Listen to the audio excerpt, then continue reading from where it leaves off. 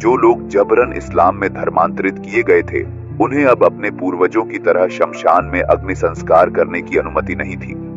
उन्हें जबरदस्ती दफनाया जाता था, चाहे परिवार कितना भी विरोध करे। शमशान घाटों पर पहरा बिठा दिया गया। कई शमशान जमीनों को मस्जिदों और कब्रिस्तानों में बदल दिया गया।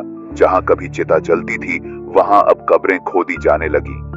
कई परिवारों को गुपचुप तरीके से जंगलों या पहाड़ियों में जाकर अंतिम संस्कार करना पड़ता था, ताकि वे अपने पुरखों की परंपरा निभा सकें। यह केवल धार्मिक आस्था पर हमला नहीं था, बल्कि मरने के बाद भी हिंदू होने की इजाजत छीन लेने की कोशिश थी। अब सरकारी ओहदे भी सिर्फ मुसलमानों को मिलते थे। हिंदू अदालतों में अपनी बात नहीं रख सकते थे। उनकी शिकायतें या तो दबा दी जाती या नजरअंदाज कर दी जाती।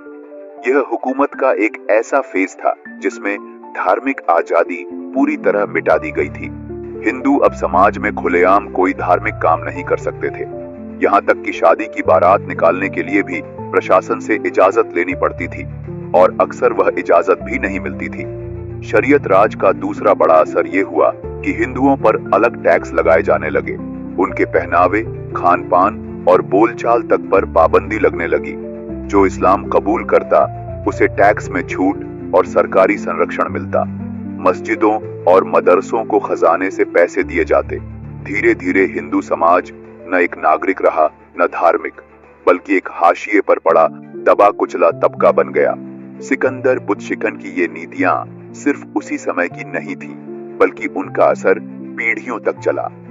कश्मीर की आबादी, जमीन का बंटवारा और सांस्कृतिक पहचान, सब कुछ हमेशा के लिए बदल गया। अब घाटी में ज्यादातर घरों से नमाज की आवाजें आने लगी। पहले जहां मंदिरों की घंटियां बजती थी, वहां अब मस्जिदें बनने लगी।